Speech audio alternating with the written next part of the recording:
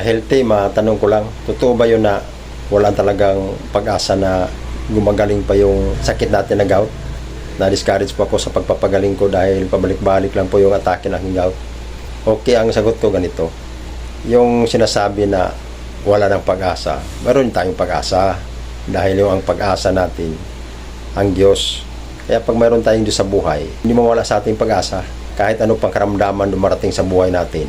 Dahil Diyos naman talaga nagpapagaling eh. Una mong gawin, magpakonsulta ka sa espesyalistang doktor, yung pong rheumatologist, para mag-guide ka kung ano ang dapat mong gawin, anong mga maintenance ang dapat mong inumin. Wala pong gamot ang gout hanggang ngayon. Kaya ang paraan lang yan, remedy. Para hindi mag-atake palagi yung gout mo, iwasan mo lahat ng mga bawal. Bibilangin mo yung purine na i-intake sa katawan mo. Kasi pag magsubra ng purine ang ating kinakain, sigurado atakihin ka. Kaya ang solusyon nun, huwag kang kakain ng mataas ang purine ng mga pagkain. Pakuntiin mo yung pagkain mo. Huwag tayong kumain ng sobra. Kasi ang dapat kainin natin, kahit wala nga tayong sakit, kasing laki lang nito sa ating kamao. Lahat na nandito sa kamao natin, nandito nang kumakain ka ng kanin, may kanin na ito, mayroon ng prutas, mayroong gulay, may ulam. Ganito lang kalaki. Pag hindi, bigat ang trabaho mo. Para hindi tumataas ang ating uric acid sa ating katawan, magbawas tayo ng pagkain.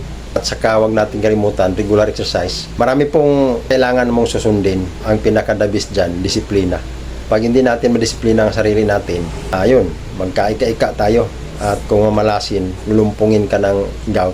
Alisin mo yung negatibong isipan dahil yan po ang makapalala sa sakit mo. Iwasan mo yung pagka-stress dahil yan po ang nagdulot ng maraming karamdaman. Kailangan positibo tayo palagi. Laban lang habang may buhay, may pag-asa. Yan lang po. Sana kung nagustuhan yung video ito, paki-like, share at paki-follow po para updated kayo sa iba ko pang mga videos. Maraming salamat po sa inyong panonood. Maraming salamat sa Diyos.